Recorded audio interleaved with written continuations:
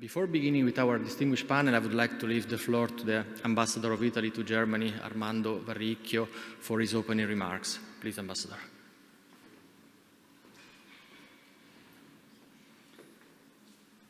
Grazie, Christian. Good evening, welcome everybody. It's such a beautiful spring night here in Berlin. It's conducive to an evening, an event that we do hope could be at the same time exciting, interesting, and also pleasant. Dear friends, professors, members of the science community, welcome to the embassy. Tonight we celebrate what has come to be a sort of a tradition for Italy, celebrating overseas through our embassies in the world, the Italian Research Day. This year, we thought it would have been particularly meaningful, important to choose May the 9th. It is a day when we celebrate Europe. All of us, we feel Europeans today. The Chancellor Scholz, delivered today a very important speech, important address in Strasbourg, in front of the European Parliament, stressing the importance of Europe, certainly for Germany, and it is the case for Italy. If there is an area where our two countries really have the same feeling, it's certainly when it comes to our approach to Europe. And speaking about that, certainly we are very proud that Europe devotes such a great interest and attention on science. We have been in recent years, which has been particularly challenging, how important science is to not just to make our life better, healthier, and safer, but also to stress the importance of facts, because facts matter. And this is particularly important in times when there are other reasons to approach reality or what is perceived as reality. Scientists and science tend to recall us that it is important to look at facts, and only after that we can make our own decisions, our own assumptions. This is an important moment for Italy. You know, we are embarked in the process of approving and enforcing our National Resilience and Recovery Plan, which is a plan that has been approved to make sure that our country, together with fellow members of the EU, are able to really jump ahead and recover after the difficult years of the pandemic. And science really has a very important role. Our national plan allocates more than 30 billion euro for education and scientific research. Over the next 4 years, 6.9 billion will be allocated to basic and applied research. And I don't have to tell you how important this is, since Italy, unfortunately, does not rank traditionally amongst the countries that invest important resources to promote science and research. 5 national centers, several territorial innovation ecosystems, and research and innovation infrastructures are being funded through this program. And the government of Italy's goal is to foster scientific process and engage our best skills. Our best skills working in Italy, but also the great important role that the scientific community of Italians working in Europe and overseas can play a very important role. International cooperation is of paramount importance, and certainly the cooperation between Italy and Germany is a priority. There are more than 750 individual agreements in force between Italian universities and their German counterparts. I was mentioned the very important role of our researchers and scholars. We are talking about 5,000 people that are of top quality, most of them in prominent positions. including more than 300 full professors in several universities. These are figures that testify to the importance of the Italian academic community working in Germany. By far, by the way, the largest foreign scientific community in this country. There are many activities, many programs. It is difficult for me to list all of them, and also I don't want to leave any aside. So I prefer avoiding entering into this name dropping. But what I can tell you is that our strong political determination is to further increase this bilateral cooperation. We are negotiating with the government of Germany a strategic plan of action that will make our already strong bilateral relations on much more solid ground. And certainly there is a very important role given to science and research to promote programs. I was mentioning the Italian community in Germany. We launched last year an important new adventure, a new endeavor, which goes under the acronym of SIGN, and this network of Italian scientists and researchers in Germany. Many of you present here are members of this important network. We will have an event later in the year to further enhance this great network of prominent scientists and researchers. We want to increase the bilateral cooperation because we do know that global competition is strong. And this is a moment when Europe is facing a real challenge of competitiveness. We know that there are other parts of the world who are really making enormous jumps forward, not just traditional partners like the one across the Atlantic, in Asia. So this is a moment for Europe not to lose ground.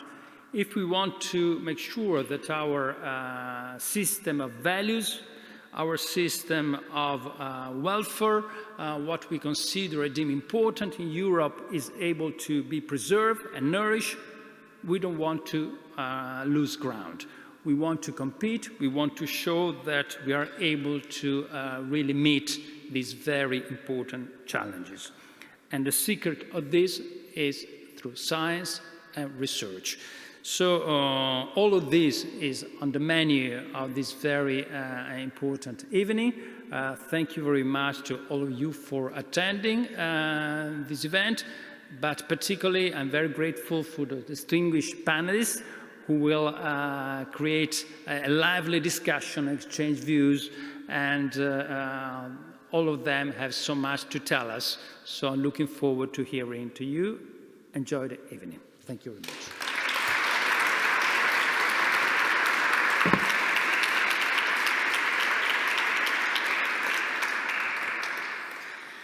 His Excellency Ambassador Varricchio, thank you very much for this speech, so important for us, scientists, and for granting me the honor of introducing and moderating this session on research, an engine of growth, to celebrate the Italian Research Day in Berlin.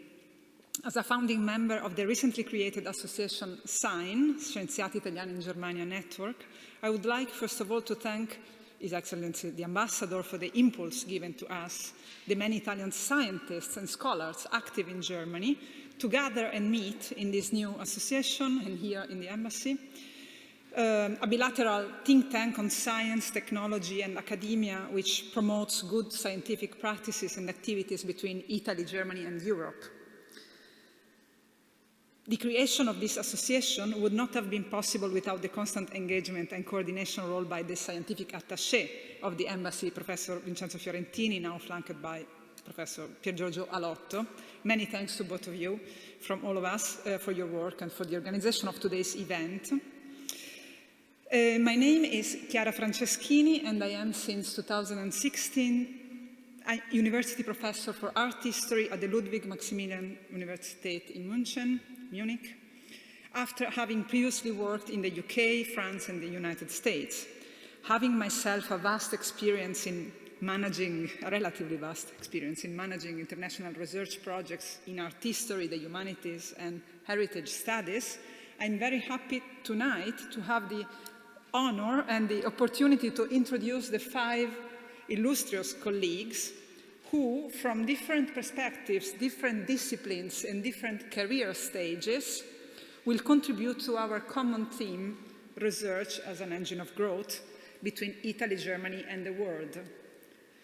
I don't say anything, I will introduce every speakers, but just for the organization of the evening, each talk will last circa 10 minutes for a total of circa 1 hour, after which there will be time for discussion open to the floor. So I encourage, therefore, all the presents to take notes already of questions to ask to the individual speakers at the end of the 5 presentation. And now, it's an honor to introduce as a first speaker of our panel, Director Sakura Pascarelli, a physicist. Daughter of an Italian diplomat and born in Tokyo, Sakura Pascarelli graduated from Rome Sapienza University. After a PhD from the Université José Fourier de Grenoble, she was for many years head of the Matter at Extremes group at the European Synchrotron Radiation Facility in Grenoble, and responsible for the X-ray absorption spectroscopy lines. She's currently scientific director at the European XFEL in Hamburg, X-ray free electron laser, and member of the scientific committee of the Stanford Synchrotron light source. Her research focuses on the study of matter under extreme conditions of pressure, temperature, and magnetic fields, but she will tell us much more, better than I can do, about this research and her experience as a director of this important facility. Please join me in welcoming Sakura Pascarelli.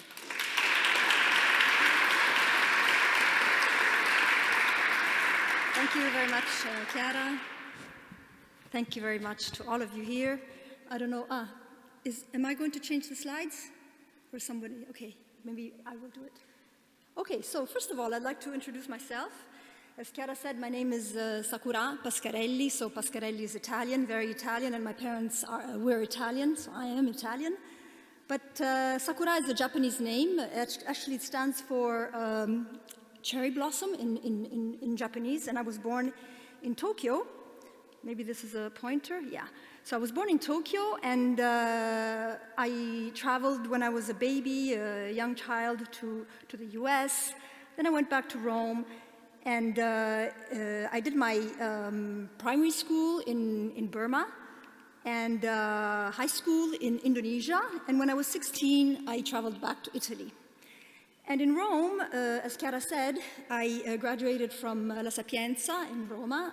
I have a laurea in physics, a degree in physics. And after that, I won a scholarship by the Istituto Nazionale di Fisica Nucleare to work at the LNF laboratories, Laboratori Nazionali di Frascati. And in 1993, I moved to France, Grenoble. And I was sent there actually to contribute to the construction of the Italian beamline at the European Synchrotron Radiation Facility. This is a European research center that uses X-rays to study matter. And initially I was there with the one-year contracts paid by INFN, and then by INFM, the Consorzio Fisica della Materia, and then finally I was recruited by the ESRF, and I stayed there many years.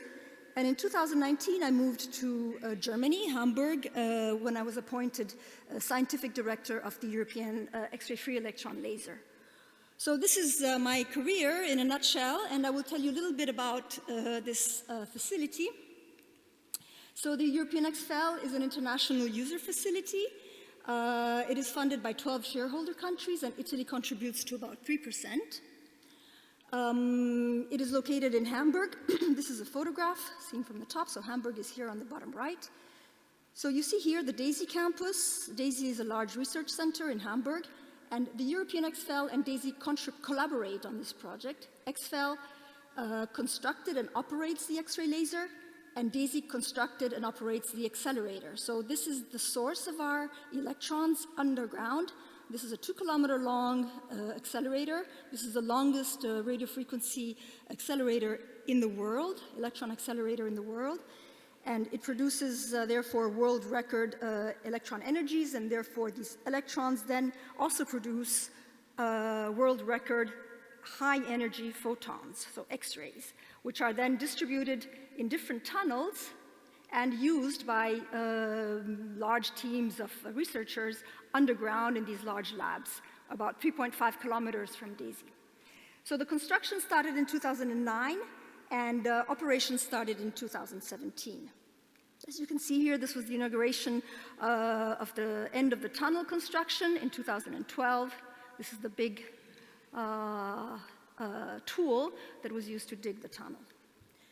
So this is a very big facility to study tiny objects. As I said, the photons produced here have a record energy. And you may know that when you have electromagnetic radiation, the highest the energy, the smaller the wavelength. So the wavelengths that we have here approach the angstrom, which is 10 to the minus 10 meters. This is the distance between two atoms. And so we have the resolution to see atomic positions with these X-rays. At the same time, we produce bursts of X-rays, very short pulses. These pulses are of the order of a few femtoseconds.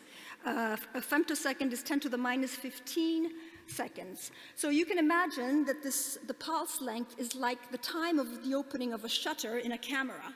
So the faster the shutter, the faster the dynamic processes that you can follow. So we have a camera that can make movies of processes, very fast processes, but with a spatial resolution of the order of the atom. So we can see actually how atoms move. So whereas the 20th century was, let's say, the century where ultra-fast science was done with optical lasers. So you could only see scales of the order of the micron. This century will be the century where movies and with ultra-fast science will be carried out with X-rays, with this atomic resolution. So I've picked two examples of this kind of science that we do, and we do a lot of science that is really directly related to solving some of our big societal challenges. This is one of them, which is in the field of environment and sustainability, and it actually is devoted to understanding how we can attack the problem of purifying water. So today we have 2.2 billion people on the earth that do not have access to drinkable water. And in 2050, half of the world population will be in water-stressed areas. So this is a very urgent problem.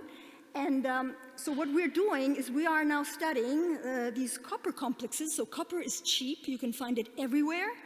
And these copper complexes can be just dropped into water and react. They are activated by sunlight, which is also relatively cheap. And they turn the oxygen in the water into a very reactive oxygen species that attacks the bacteria and kills them. So this is a very cheap, sustainable tool to purify water, and we've been doing quite a lot of work on this. The second example is on energy. As you know, this is also a pressing issue, especially now in Europe, and we're looking for new materials, cleaner materials, more sustainable. And as you know, hydrogen is one of the most important fuels that we are considering for the future energy economy of the coming years. And one of the most promising ways to produce hydrogen in a clean way, in a sustainable way, and also in a large scale, is using electrochemical water splitting. Now, the problem is that electrochemical water splitting works very well, but it requires catalysts, which are very expensive, and use these metals like platinum and iridium. So they're very expensive, more expensive than gold, and there's not much. We've already used most of them.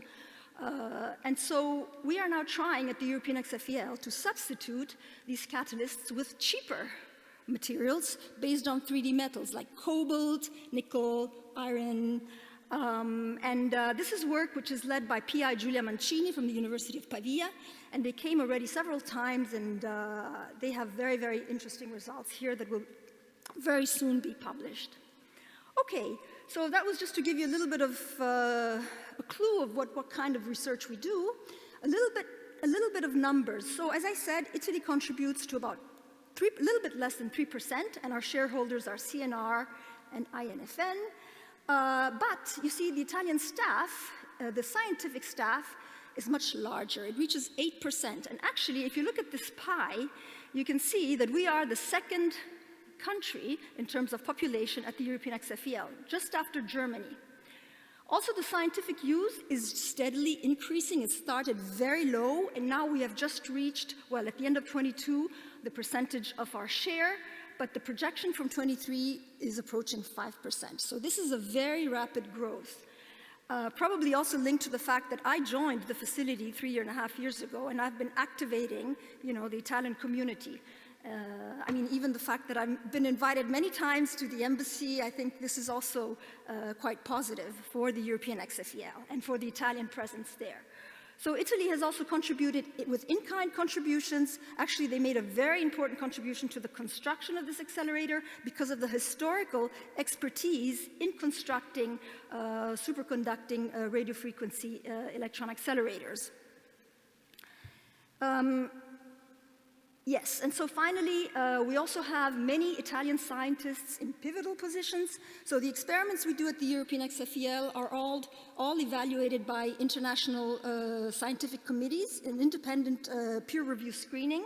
And we have 10% of these members that are Italian. We also have 1/4 of the European XFEL User Organization Executive Committee, which is composed of Italian members. And finally, and this is most important, at the European XFEL, so remember the numbers, we contribute less than 3%, we are 8% of the scientists, but we occupy 21% of the group leaders' positions. So this means that Italy is actually extremely present and controls a big chunk of this big facility, right? 21% of the group leaders, so a big chunk of the leadership. Finally, a little bit about the scientists that use this facility. So we have more and more groups coming from many different universities. These are the most, let's say, the ones where we have most users from. We've had 132 user visits up to now. And we're also fostering young scientists. So when I came, I set up a program for shared PhD students where we are sort of, supporting young students from Italy. We pay half of their PhD project. The other half is paid by the Italian university. The students come to the European XFEL, they spend time with us, and then they go back to the university and they bring, they bring knowledge, they bring expertise, and this then remains within the university. So this has been a very effective way to have Italian universities getting more involved in the science we do. And that's it. Thank you for your attention.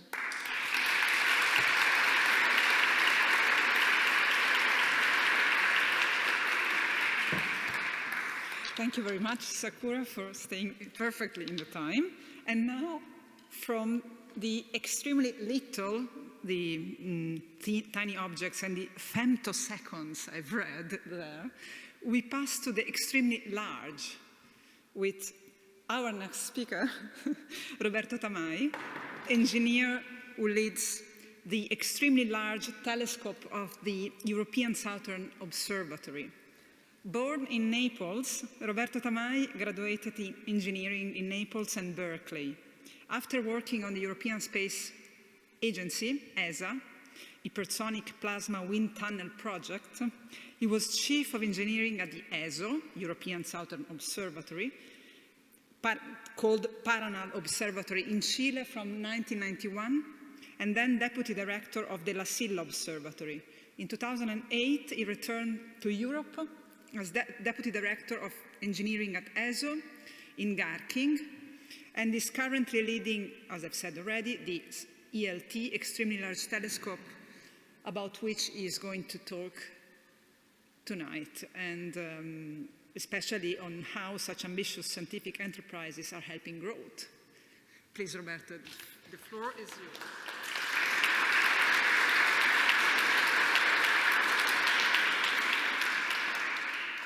Thank you. Thank you very much, and thank you for the invitation. I'm so happy to share with you what we are doing for the research.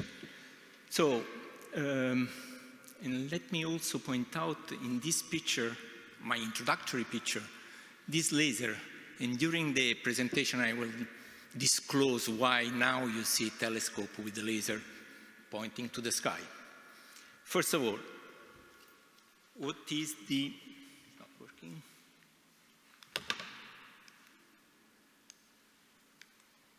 Here we are. ESO. ESO is an intergovernmental organization. This year, it is 60 years that 6 countries, 6 European countries, decided to set it up. Today we have 16 countries. We also have Australia as a partner in some project, and we also have Chile, that is the host country for all our facility and our telescope. What is the mission? The mission is to build and operate astronomical facility, ground-based, and therefore with a foot on ground, not a space telescope that you often heard. These observatories are all built on our Earth, but also to foster collaboration in the astronomy scientific field. Where are we located? In Chile, all of us, and we go from the sub-millimeter radio waves to the visual infrared. You have already seen all of these wavelengths in Sakura previous presentation. For different scope, what we do, we observe object along this wavelength, and we go from 5,100 meters location from the radio waves down to the 2,400 meters altitude, where we have the original telescope of 3.6 meters. All of these are located, as said, in Chile, and the reason why they are there is because the sky over there is fantastic. It's dark. It's not contaminated by the light pollution that you have usually in the cities or in other places. At the same time, we are in the desert, where the climate is very dry. 90% of the time, it is clear. There are no clouds. There is very low turbulence, no light pollution. High altitude means also low water vapor in that area. Unfortunately, the drawback is there is a high seismic activity over there. And this is a picture that I want to show you because of the quality of the sky over there. This is not a long exposure. This is what you see with your naked eye when you are in an observatory in the middle of the nowhere. This is our Milky Way. You can really drive, you can really stay, and there is no moon here. It is a fantastic place that, in case you have never been in such a place, I strongly encourage you to go and visit. And this is the VLT. The VLT is composed by 4 telescopes, today among the biggest. Each of them has a main optics of 8-meter diameter, and that is a VISTA, that is a survey telescope in the area of the Paranal Observatory. And with this facility, we have given access to many people to the Nobel Prize. They started in 2009 with our facility for theoretical discovery in the physical cosmology, but also to look and identify exoplanet orbiting a solar type, so very similar to our Earth. Recently, we have helped with our facility to discover that there is a black hole at the center of our galaxy, and also to understand what is the behavior of the supermassive black hole at the center of the Milky Way. But these people are often asking for bigger and more powerful facility. Today we are building these, and go more details, extremely large telescope, and the goals, the scientific goals are, how do planetary systems form? Are there other Earths like ours? But one of the most critical questions is to verify what is the atmosphere of the exoplanet. Today we are incapable of identifying exoplanet by indirect measurements. With the ELT we will be capable of taking a picture of the exoplanet, separating, resolving the light of the exoplanet from the star, but also analyze the atmosphere of this planet, meaning, is there oxygen? Is there a pollution? There could be a planet that there is pollution like ours, and then we will be capable of understanding what is the composition of the atmosphere of the exoplanet. And these are really fundamental questions that often we ask, but so far we don't have the machine to investigate this important question. And then testing the general relativity around the supermassive black hole. This is the center of our galaxy, You have to fly, you have to travel for 26,000 years at the speed of the light to reach the center of our galaxy, to understand that there is a black hole and how the objects are turning around our center of the galaxy. Or what is the evolution? How our galaxy formed? What is the history? Is that single? Was it emerging of more galaxy? And how did the galaxy assemble? This is going to be the first telescope capable to go 13.3 billion years back, because it has a high power of getting the faintest object in our sky, and therefore going back very close, only 300 million after the Big Bang, capable of understanding how the first star formed. And then also to understand the fundamental theory of Einstein, if it is really valid, if our universe is expanding, what is the speed of our universe while expanding? So these are all questions that our scientists are continuously asking, and to have this question answered, they need a bigger machine.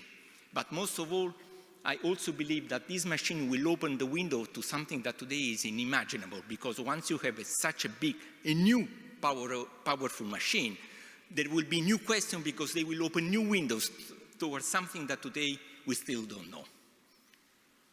So this is the ELT that we are now building. It is going to be the biggest visual and infrared telescope on ground. The main mirror has a diameter of 39 meters. It is segmented. There is no machine that can build it in one piece. We started construction in 2014. Today, the scientific first light is expected in 5 years from now, and it costs 1,500 million euro. The first light, as I said, in 2028, and it will be operated as part of the Paranal Observatory. This is obviously a rendering image, but you will see now where we are with this construction. I just need to give you a size feeling, how big it is. I hope that many of you have been at Rome at the Colosseum, and that's the size of the telescope, so that you can appreciate what I was speaking about in terms of size. In terms of potentiality, this is what today, one of the most powerful, because it is clean from the noise of our atmosphere, can obtain.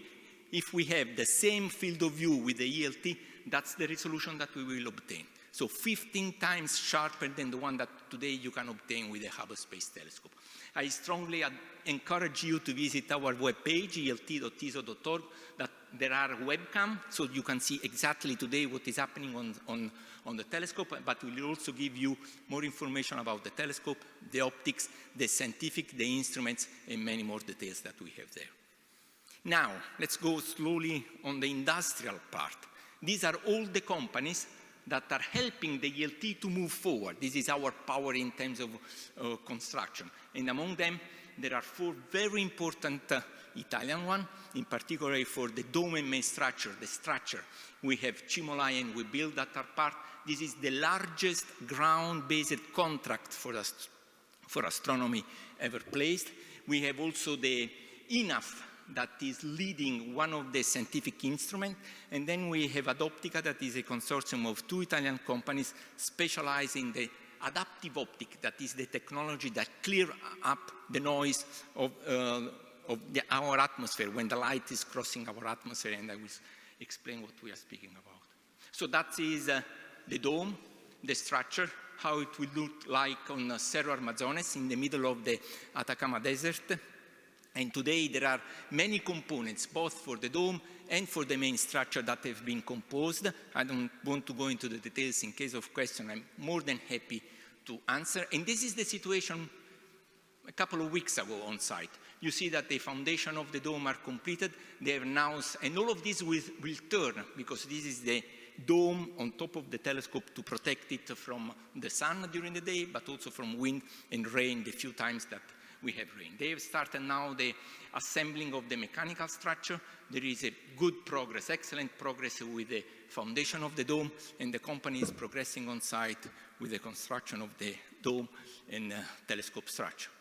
Moving on the optics, you see this is the light path, that this is the primary mirror of 39 meters, composed by something like 800 segments, each of them 1.5 meter diameter, and all of them have to be kept in position fighting against gravity, wind, thermal deformation, and more. And then we have the M4 and M5 mirror. These are the adaptive optic, very thin mirror to clear up the light when crossing our atmosphere. Few images to show that there is excellent progress on the primary mirror that is composed by several components. We are reaching a flatness at the length that you can obtain fringes in 10 nanometers. With those tools, you can measure the grass in your garden that is growing in terms of developing of sensor. That is the secondary mirror, very well progressing. The diameter is more than 4 meters here. Never built such a convex and spherical mirror of that size. And now just to tell you where the Italian companies are very clever, that's our atmosphere. And when the light is crossing our atmosphere, you have a similar effect.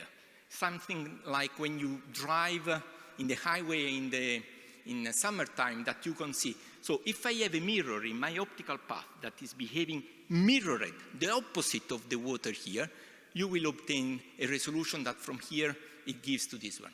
So you see the great improvement that this technology is introducing. And that's the reason that we continue building bigger telescope on ground, because we are capable of clearing the images as the one that I've just shown. So also here, this is our Adoptica friends, north of Italy. This is one of the petals with thousands of actuators on the back that are changing the shape of this mirror exactly as the water was doing in the opposite way. And this is the last mirror, the M5, complex, a silicon carbide mirror that is being built in France. Finally, the instruments. This is where the light is analyzed. And here is where we have our Morpheo, the Italian instrument that is clearing the light before it is delivered to Mikado, that is going to be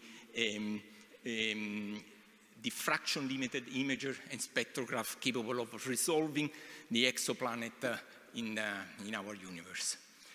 So, to conclude, and sort of summary, I'm convinced that facility like the ELT, as scientific research, is there also to promote growth, obviously, of scientists that are continuously asking for more, and therefore new discoveries often not even imaginable before.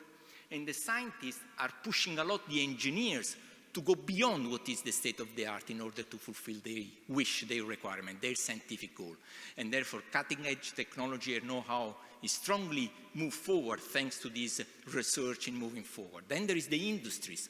Often what they develop for us, it brings up a new business market. The laser that you have seen before, the lasers are there to create an artificial star as a reference. Those lasers today are used in the dentist application for some special cleaning. But there are also the actuators that have been developed for the telescope that are now used all in some car automotive application. And finally, international European collaboration. There is a lot of communication that increases thanks to this scientific need that the community has. Thank you for your attention.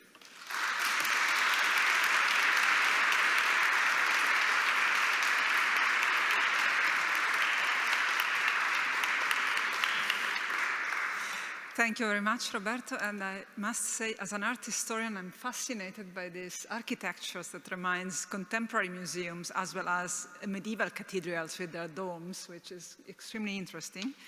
And now we pass from the dark matter to life sciences.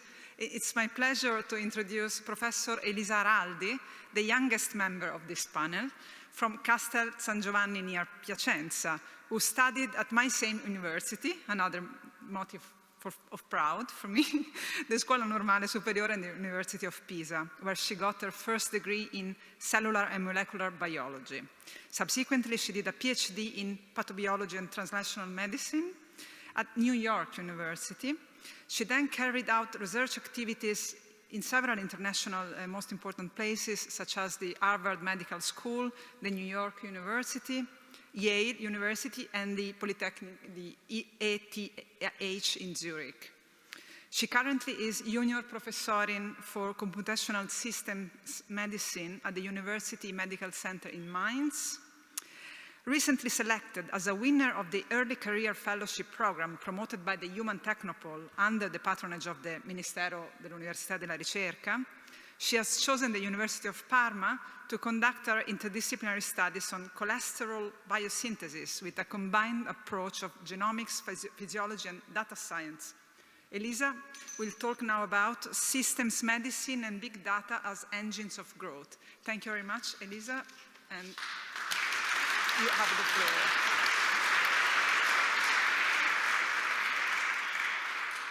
So thank you, Chiara. Very generous. Thank you for the invitation. It's a big pride to be here amongst excellent scientists, which have much greater experience than me. But today I hope I will convey my excitement for the science that I do. So systems medicine, what are we talking about? About myself, you don't need to know because you heard it before. But so systems medicine is the new frontier of medicine. So you go to the doctor prescribes you a medicine, a drug, because, well, there are standard algorithms. That's what you take when you have diabetes, metformin, when you have high cholesterol, statins. But is this sufficient? I mean, we're in 2023, we can use so much technology to understand more and actually improve human health. So that the idea is to transition to systems medicine where we understand so much about the patient, so much about the system that we can prescribe a personalized drug, a personalized treatment so that we avoid side effect. We cure exactly to the spot in record time and super efficiency.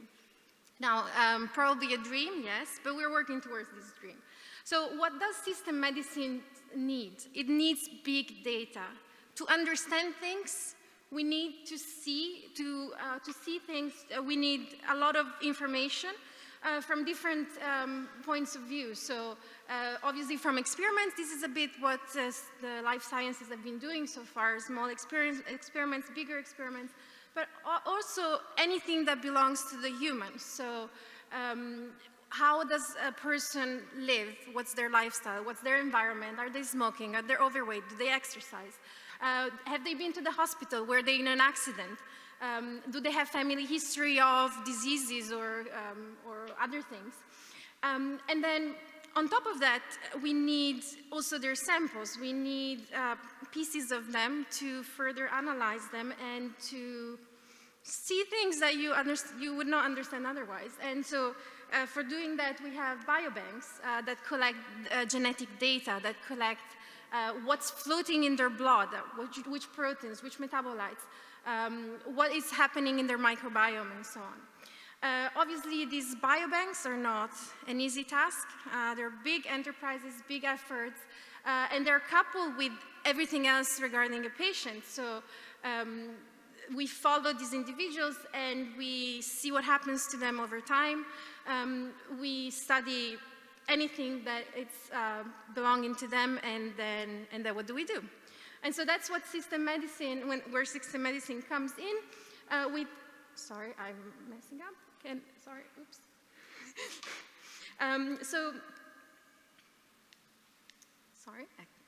So it comes with statistics, with computational modeling and machine learning. We take all this data, a lot of data, we crunch it, we do some magic, and then we have systems medicine. Now, what do we get?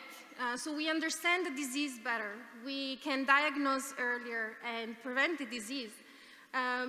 We can create new therapeutic targets. We can stratify patients. Individuals are not all the same because of genetics, environment. We can really distinguish patients and then know how to treat them better. And all in all, personalized treatment. Now, this is where I see growth. If you can devise new therapeutic interventions, then of course you make more effective therapies. Pharmaceutical companies are of course interested in patenting the latest drug that makes a lot of money, obviously. You have a healthier population. This is priceless, but not so priceless because then you have lower healthcare costs. So this is a bit what is the goal with systems medicine, but now going a bit in more details, which data do we use? So here you have a scheme of the data that is available to us when we take a piece of the patient. So we know their genetic composition, their DNA. But then there are other things that we can progressively know that are less written in stone, like the DNA, but more molded by the environment, such as epigenomic, transcriptomic, proteomics, the famous omics. They're very fancy right now. But we're basically all these molecular data, but not only, also phenomics, which is how a patient looked, what has been through, clinical data, and so on. So in this schematic example, so when we have all this layer of information from a lot of individuals, we can actually understand diseases better. We can draw the connections, integrate all these multiple fields, and then in the example of type 2 diabetes, we can understand in a patient whether this type 2 diabetes is coming from defects in insulin secretion or defects in insulin sensitivity. And of course, then we treat the patient accordingly to which type of deficits or impairments they have. But we need big data. And the different health organizations and research institutions in the world have come up, each of them individually, but as a whole, with the great effort to create biobanks and population cohorts. The beauty of that is that the data is available to other researchers, so that's also science, right? So the knowledge is freely available with reasonable requests. But there's a lot of them, and you can see the number of people some of them include. Germany has this beautiful biobank alliance with 4 million samples. The UK biobank, 500,000 samples, million samples in this other US biobank. I want to give you a couple of examples of this country, although this country is doing excellent. Germany is doing an excellent job with biobanks and population cohorts. And then I will want to show you what Italy has been doing. So a pride of my adoptive city, Mainz, is the Gutenberg Health Study. So there are about 18,000 participants. They're very well characterized. The study started in 2007, and the individuals are followed up every 5 years.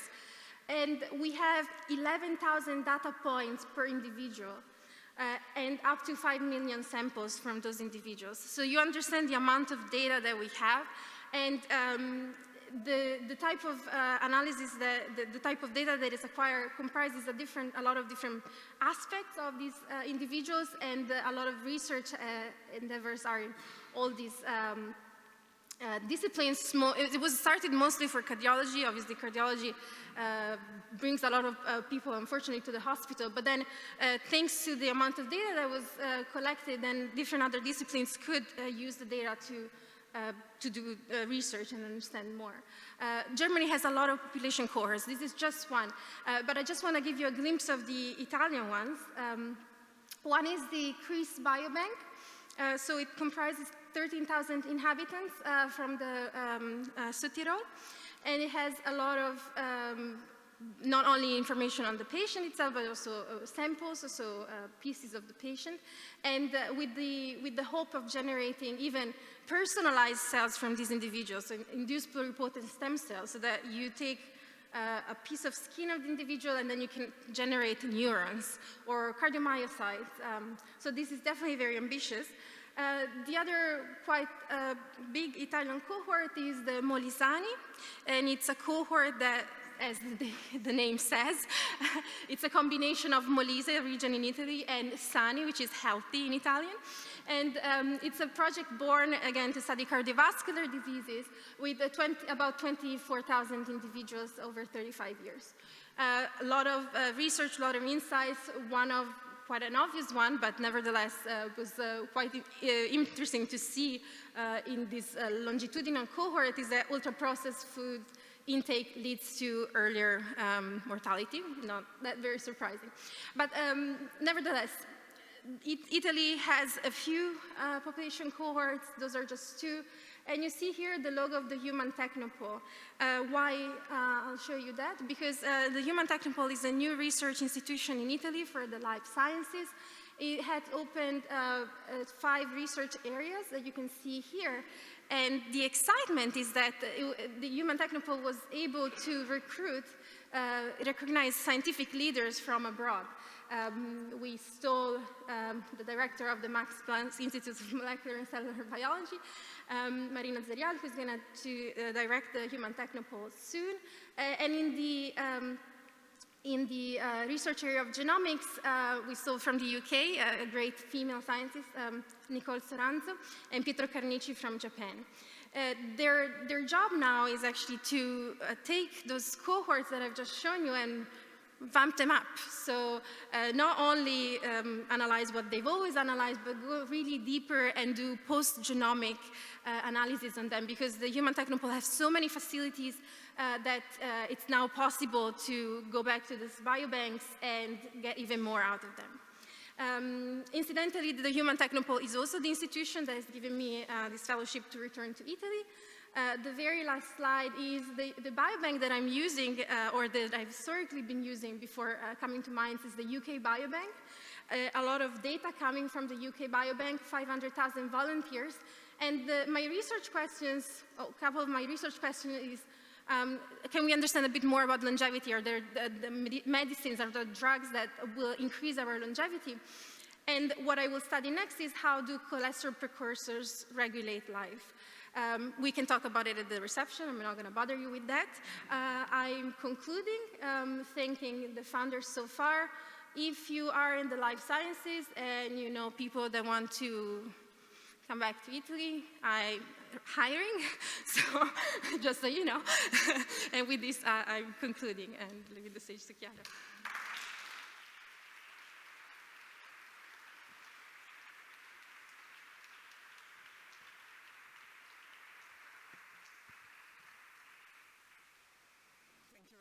Elisa, for this reflection on big data and health improvement, and also for this invitation to come back to Italy, which is interesting.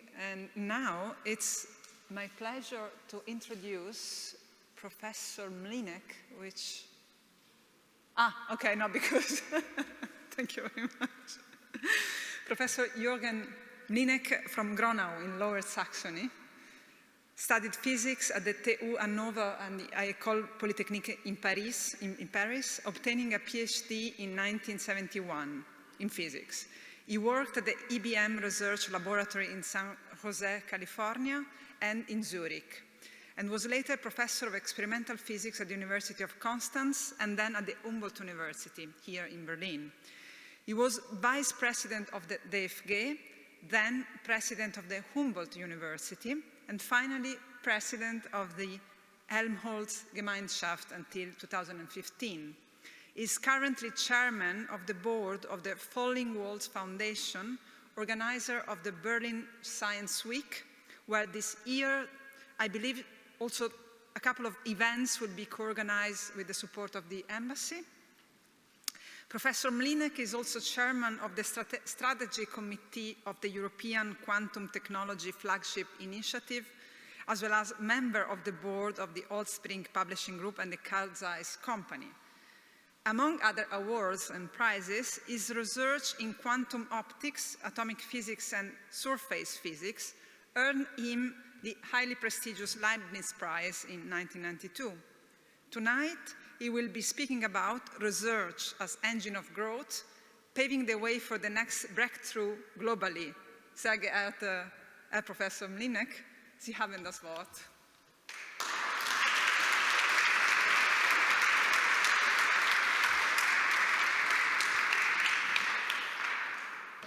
Thank you very much, Chiara, for this nice introduction. Your Excellency, ladies and gentlemen, dear friends and colleagues.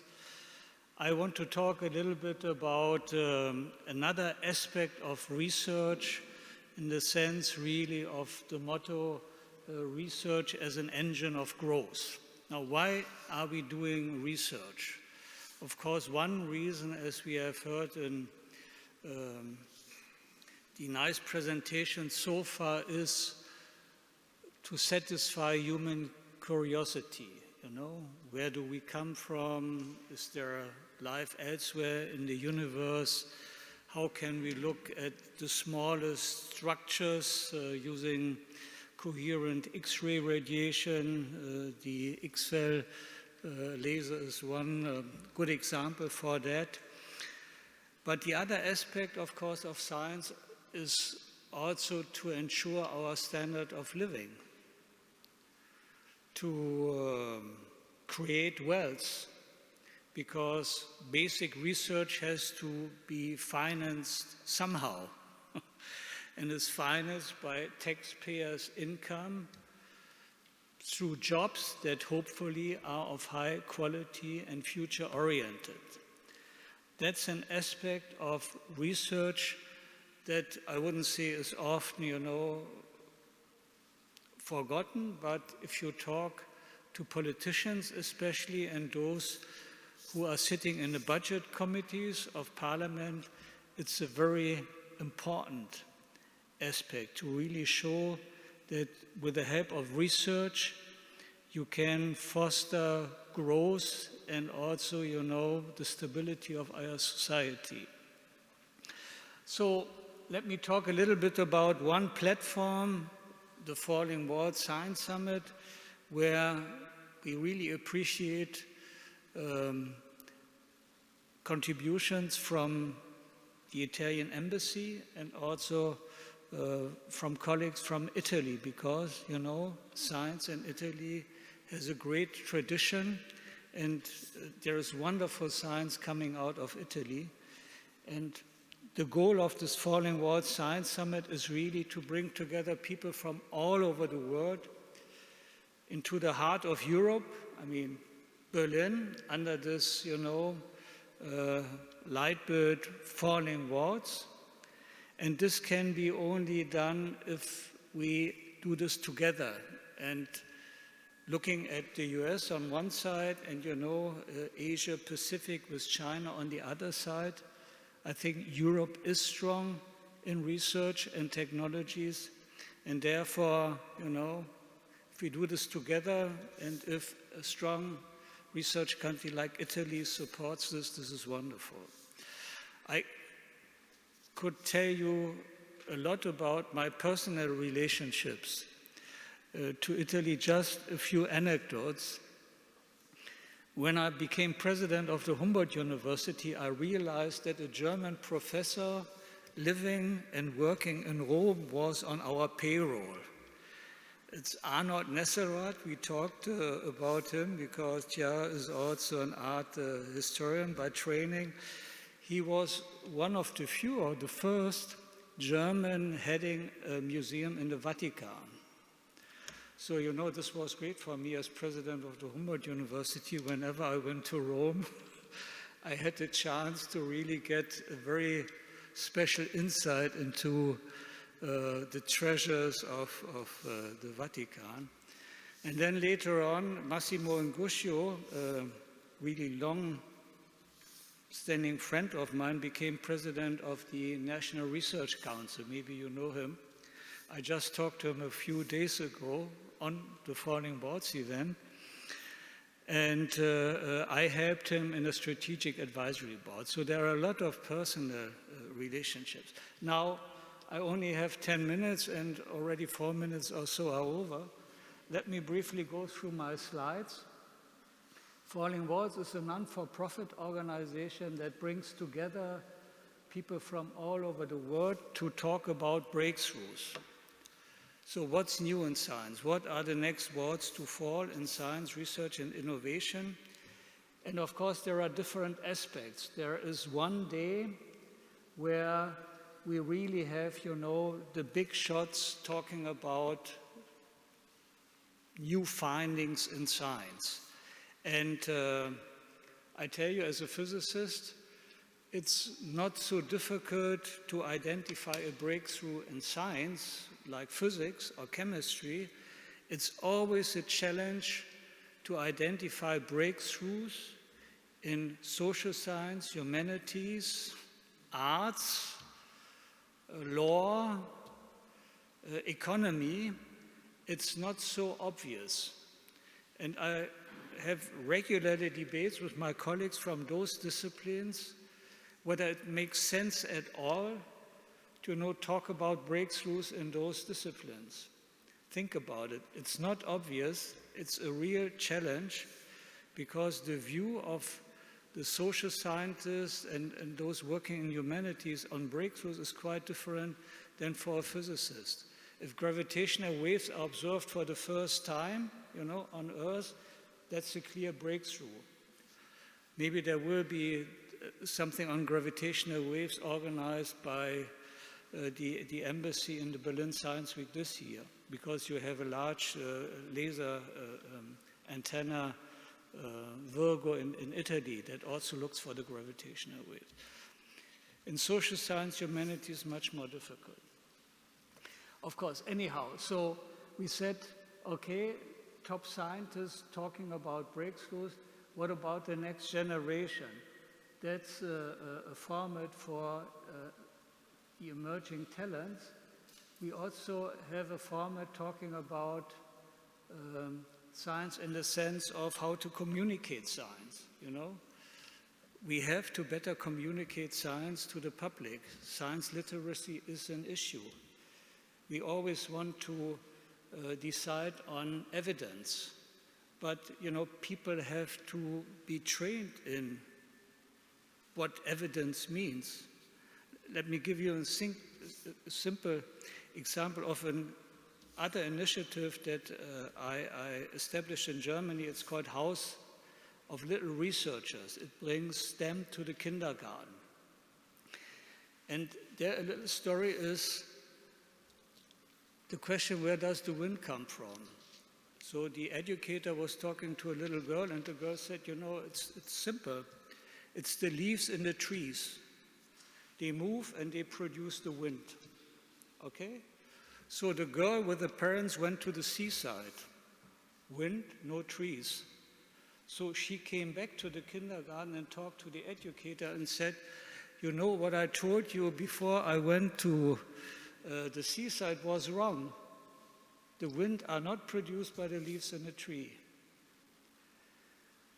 So science literacy is very important. If we want to talk about evidence-based things, we have to train our, society. So that's another part. And then coming back to growth, the question also is, how can we produce jobs through science? And that's a competition that we run since a number of years. We are asking worldwide institutions, essentially universities, to nominate their best startup from the last 12 months. Because in general, universities think of terms of teaching and research. It's not so much about innovation. If you talk to a professor at MIT, Harvard, or Stanford about startups, the professor will tell you, okay, I founded 4 startups. One failed, but 3 worked. Talk to a German or Italian professor, probably the answer will be, I'm a scientist. Startups, wealth creation through research, that's not my job. So that's a mindset question. So we are working on that mindset and try to change it, and also have a symposium at the Falling Walls meeting that especially addresses this issue of, starting companies with findings in basic research. And I tell you, often in Germany at least, you find the saying, okay, if you do not have any new ideas in science and research, in basic research, you start a company. That's not true. If you look at the States or UK as examples, the best researchers are the most successful entrepreneurs. And again, it's a mindset issue, and I would be surprised if in Italy this would be different from Germany. So we have to work on it. And coming to my second but last transparency, we started from Falling Walls an initiative. It's called Young Entrepreneurs in Science, where we try to sensibilize PhD students to think about becoming more entrepreneurial. And the question is, how much startup is in your PhD? No matter whether you study philosophy, sinology, engineering, physics, law, it doesn't matter. Think about, trying to make your living out of your research. And this has been pretty successful. We have 200,000 PhD students in Germany.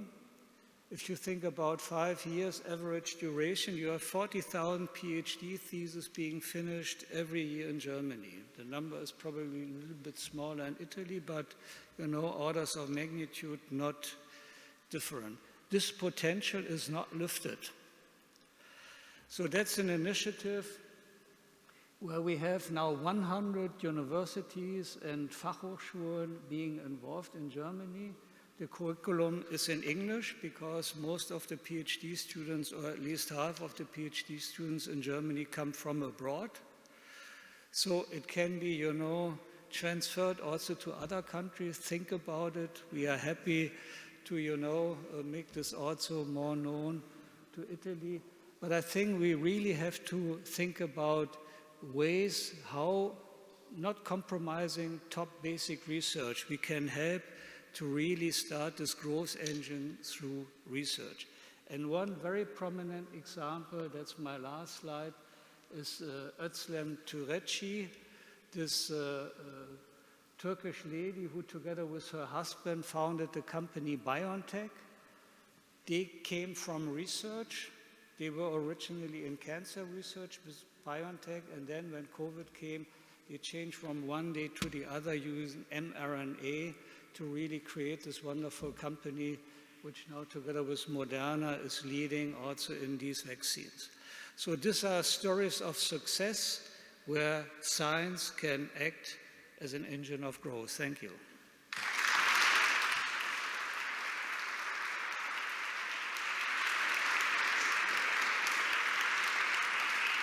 Thank you very much, Professor Mlynek, for this presentation.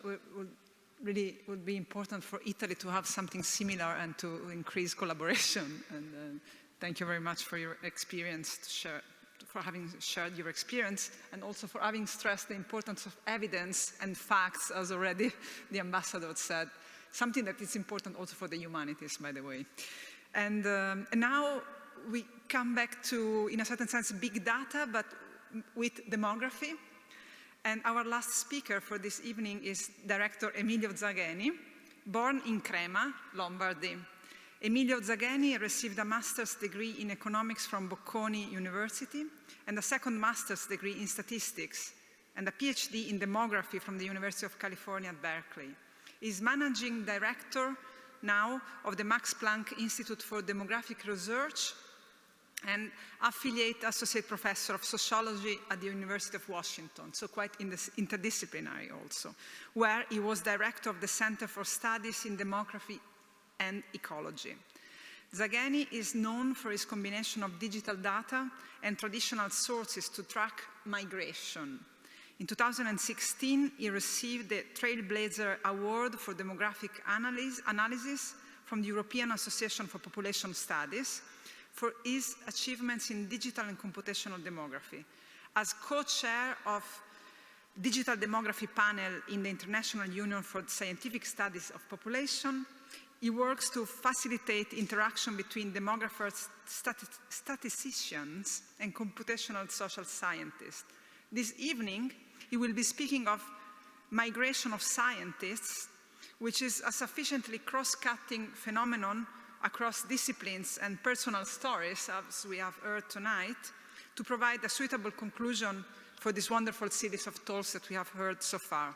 Thank you very much.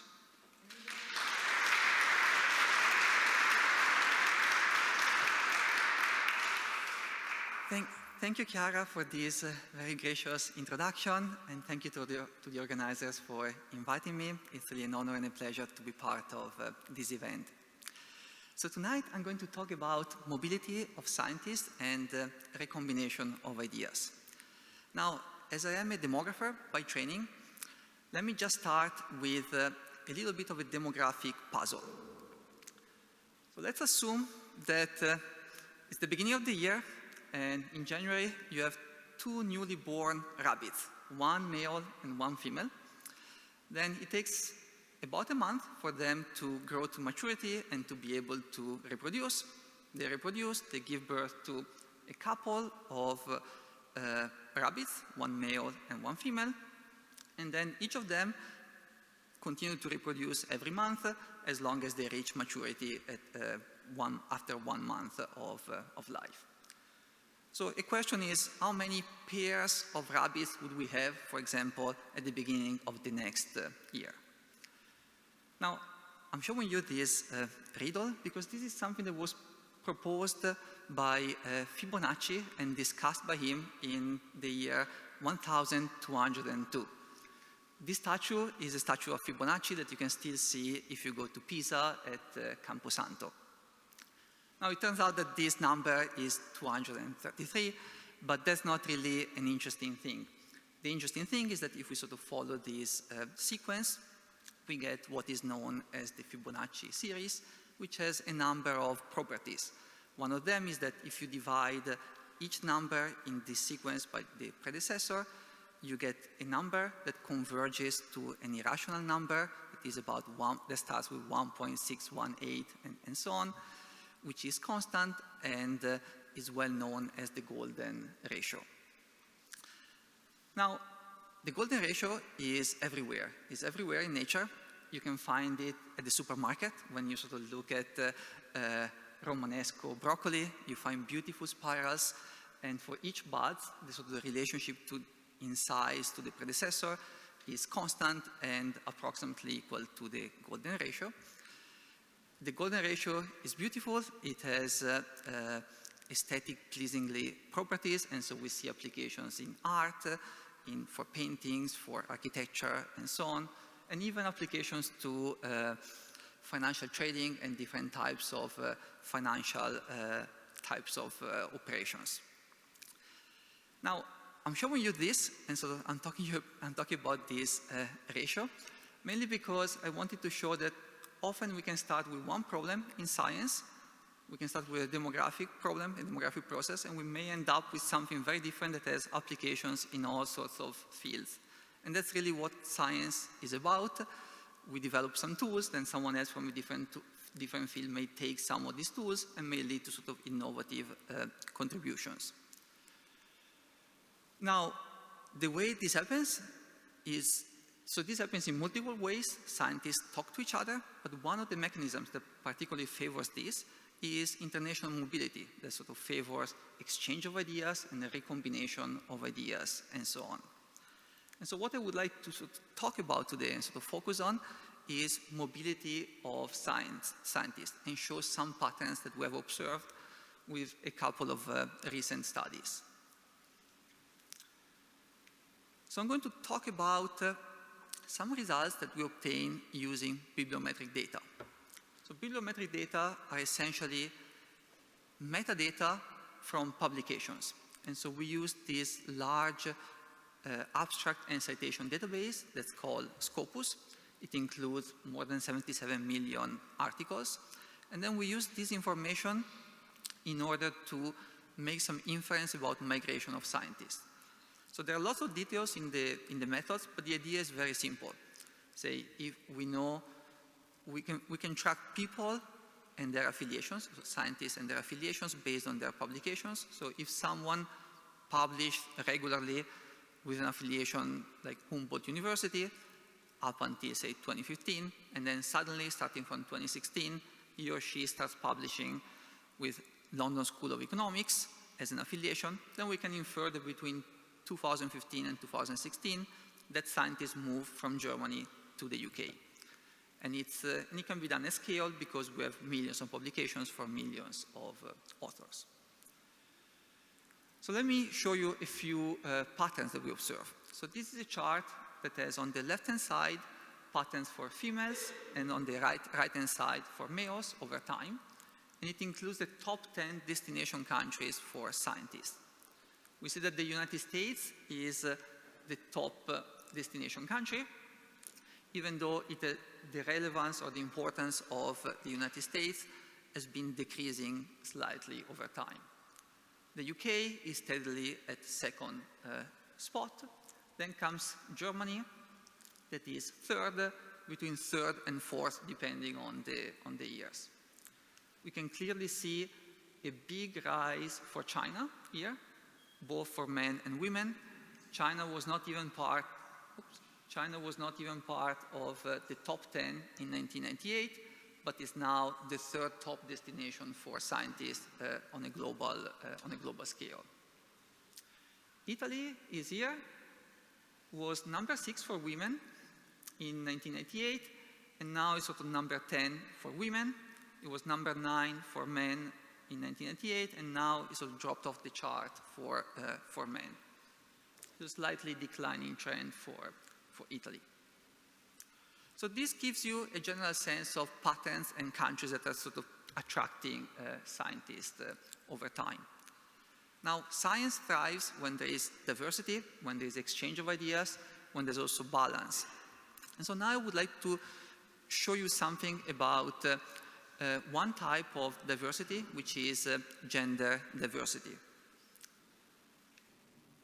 So this is a chart that shows the ratio between men and women in different dimensions. So if we look at the x-axis, we have gender ratio among all researchers, so number of published men divided by number of published women. No, sorry, women to men, number of women divided by men. So if we had the exact equal number of men and women in science, we would see a ratio of 1. Instead, the median is about 4.47. This is for 1998 to 2002, meaning that for every 100 scientists who are men, there are 47 who are women. The y-axis shows the same ratio, but among internationally mobile scientists. And so we see that here the median was even lower, 0.32. So for every 100 men scientists, there are 32 women scientists among those who are internationally mobile. And this is particularly worrying because international mobility is what favors exchange of ideas, expansion of networks, and normally sort of leads to professional development. So this is the 45-degree line, which will sort of indicate that there is equality between the general population and the population of scientists, and this is a measure of the gap. Now, we observe very large gender inequalities. On the other hand, the good news is that things are changing for the better. So if we look at the second chart, it's the same type of chart, but for the period from 2013 to 2017. We see that the gap decreased from 0.42 to 0.24. The median values increase in both dimensions, both for all researchers and internationally mobile researchers, but even more among internationally mobile researchers. So it seems like the trend is moving in the right direction. We see Italy here. Italy has been performing particularly well in that sense. It's above the median in both dimensions among all researchers and among migrant researchers. Germany is here.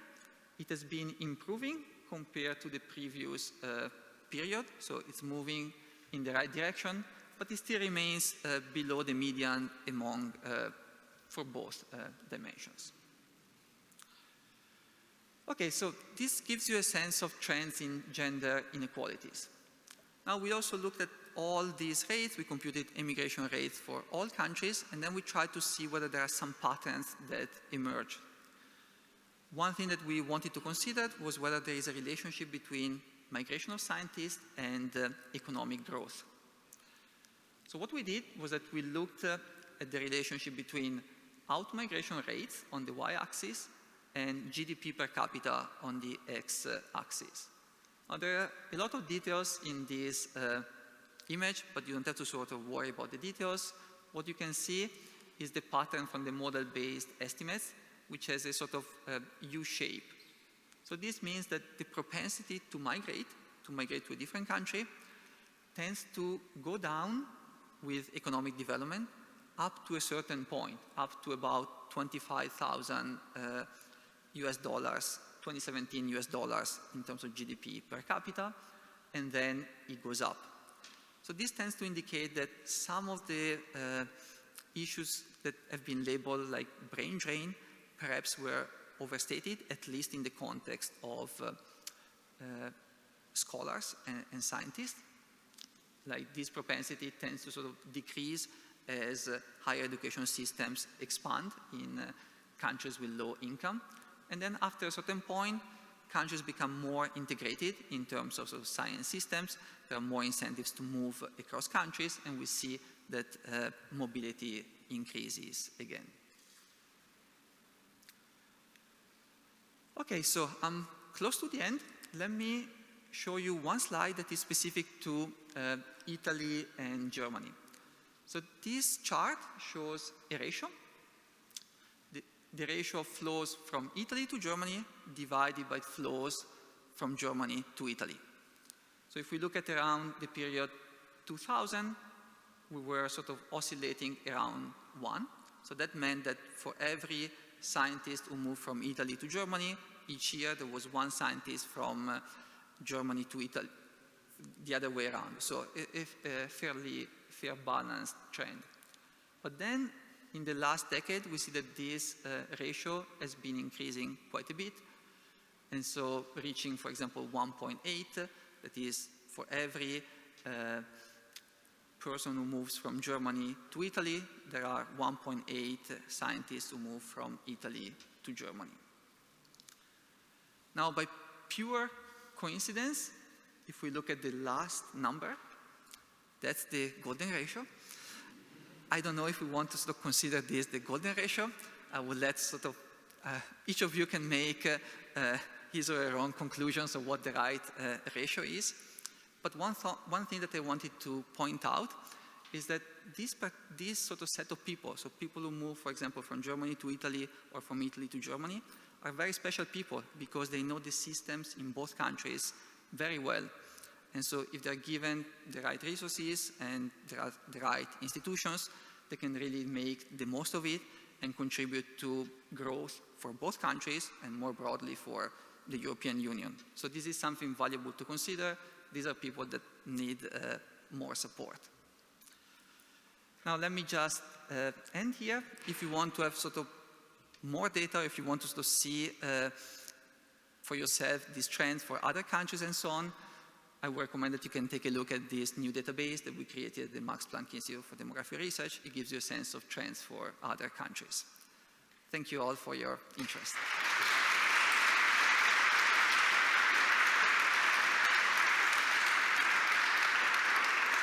Thank you. Thank you very much, Emilio, for this presentation also about the asymmetries of migration. And now, the idea was to start the panel. I'm told that we are a little bit short of time, but still I invite all the speakers to sit here, probably. And can we have one, how much time, half an hour or? Half an hour. So, thank you very much for all your talks. I have prepared one question for each. I'm wondering two things. First, if you have questions among each other, and second, if the public has some questions to ask first. I see that there are no questions in the public. Maybe it's just wonderful.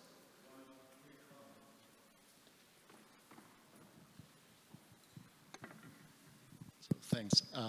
I found particularly interesting in the last slide from Professor Zagheni that there is like a sort of step function of immigrants from, scientific immigrants from Italy to Germany in the ratio. And exactly in that year is when the fiscal law 2007 blocked essentially the access to the Italian academic. So in 2007, 2008, was the first, so for people in Germany, was a budget law that essentially killed the Italian university at the time because for every professor that went into retirement, there was 0 net, new people could come in.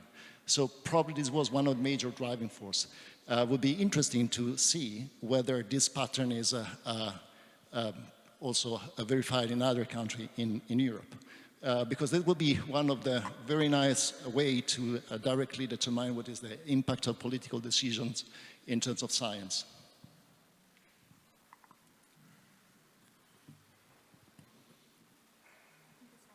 Okay.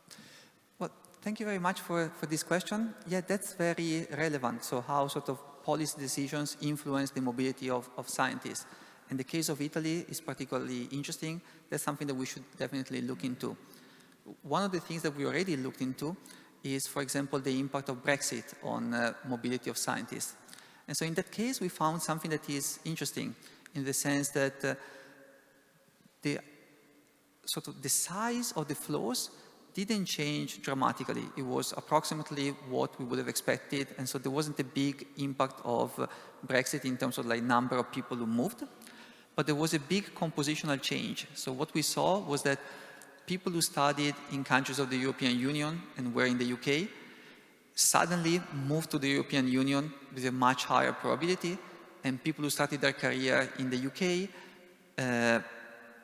and were in the European Union tended to go back to the UK at a higher rate.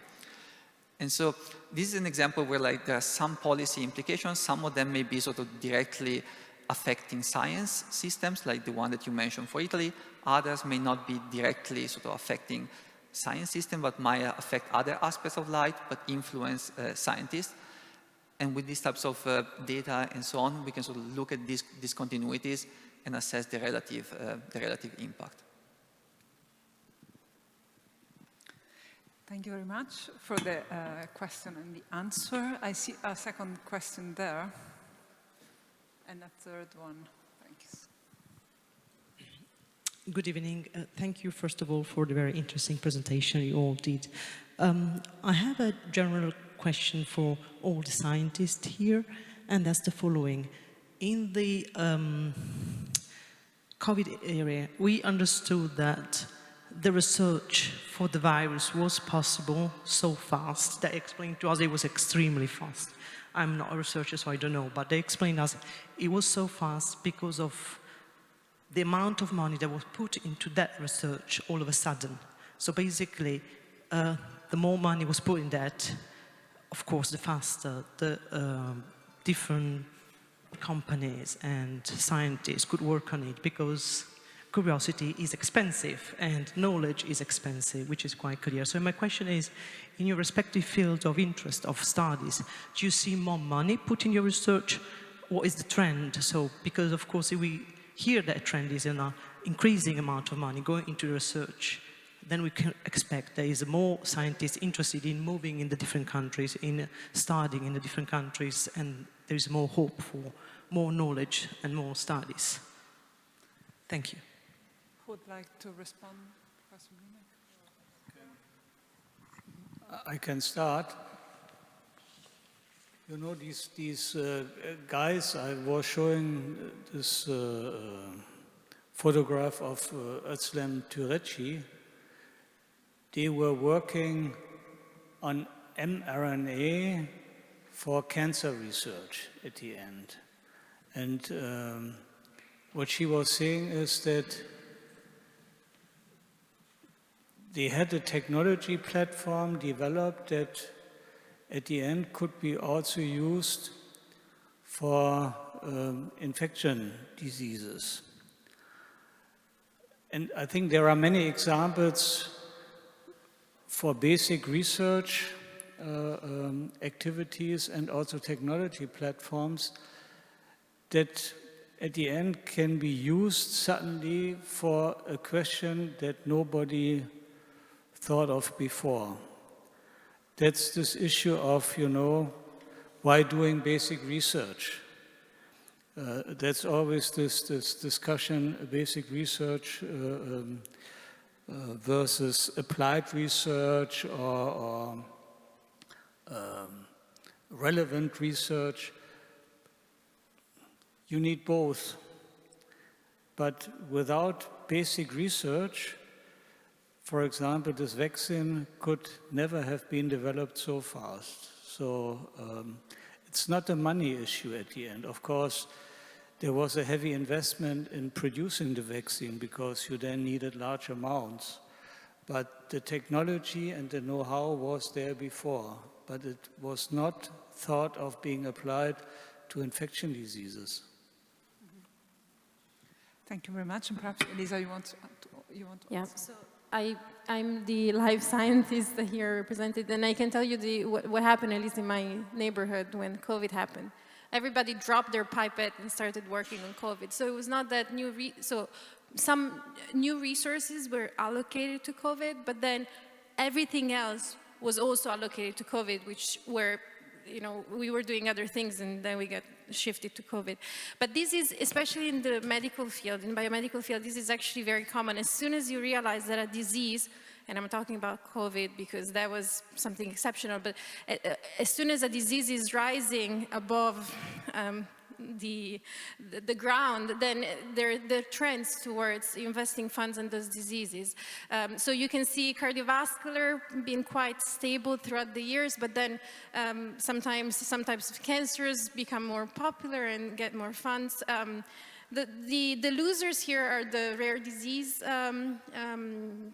diseases where usually they do not attract any funds because they're one in, 10,000, 100,000 people, so nobody really, except from specialized foundations, obviously, finance them, but usually not the mainstream. But definitely research, at least in the biomedical field, goes by trend. And, whether it's the environment that puts COVID on the plate or because, I don't know, new chemical compounds increase the probability of some sort of cancers or obesity, for instance. Now everybody is becoming obese. Metabolic diseases are now also quite of interest, quite normal. Should we invest in everything? No, maybe we should prioritize, and for the medical scientists, it makes sense to prioritize on where you can help the most. But basic research, as Professor said, it's necessary because then you find in drawers some tools that might help you otherwise. So let's keep basic research funded, and let's go by trends as well, I would say, right? Thank you, and for allowing more questions, perhaps, or do you want, maybe we can listen to a further question back then and maybe connecting. Yeah, please.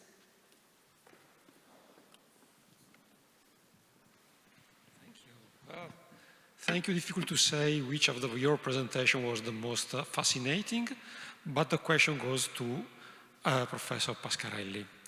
At the end of your presentation, you talked about hydrogen. Question is how far we are from use of hydrogen on large scale, and how would you store hydrogen? Thank you. Oh my goodness, that's a very difficult question. I don't think I can answer, but I can tell you that, we and many other research centers like mine are working on this, and very, very intensely. We have hundreds of groups around the facilities that I've been working at, the European Synchrotron and the European XFEL, that are, fully involved in trying to understand how to make these, let's say, at least, the water splitting reaction, and in particular, the method that I showed there, more effective. I don't know how far we are. We are understanding what are the limitations in the use of these oxides, these cobalt oxides or nickel oxides, related to the structure of these metals. It's going to take, I think, a few more years until we have catalysts, I would say, that are as efficient as the ones we have today with the very expensive metals. So I don't think we're ready yet to let's say, deploy these at industrial scale. And for the storage, I know that in Japan, they already have cars that circulate with hydrogen. They have hydrogen tanks on the car. So I imagine that we will be seeing these in Europe quite soon. This is already happening. My answer is there is no answer yet. It's a real open question. How to store hydrogen, large amounts. Not obvious.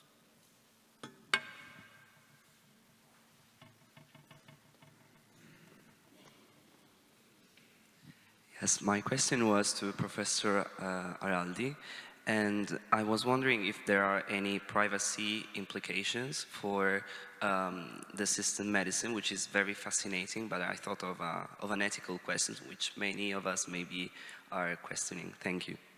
Yes, you touch a very hot topic. Of course, as soon as a patient shows up at the study center, I can tell you about the Mainz experience, but it's actually a shared experience everywhere.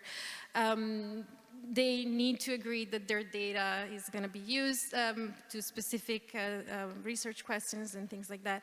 The biobanks, so the actual nitrogen storages or freezers or refrigerators where the samples are stored are locked by key. Just a few people can access them. The code on top of each tube, only one person in the study can link the code of the sample to the individual with all the individual characteristics and so on. On top of that, of course, the data it's stored in safe servers that cannot be accessed by anywhere else. Not even VPN works. It's a true nightmare for us scientists, obviously.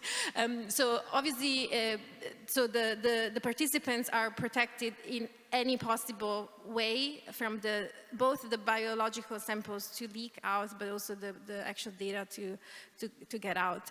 There are ethical boards that approve research and anything that is done with that.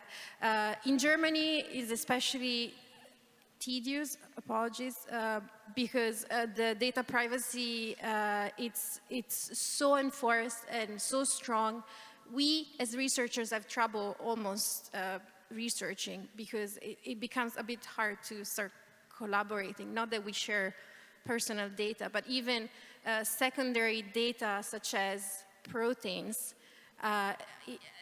they are treated as personal data, and so we cannot share that with the collaborators. And we have to protect the privacy, but proteins do not identify an individual yet. Rules of data privacy are also upon these types of data. So I would say that rest assured that if you take part to any of those population cohorts, biobanks and so on, the privacy is maintained 100% to the point of becoming hard for scientists to do our job. Yeah, so I hope that answers your question.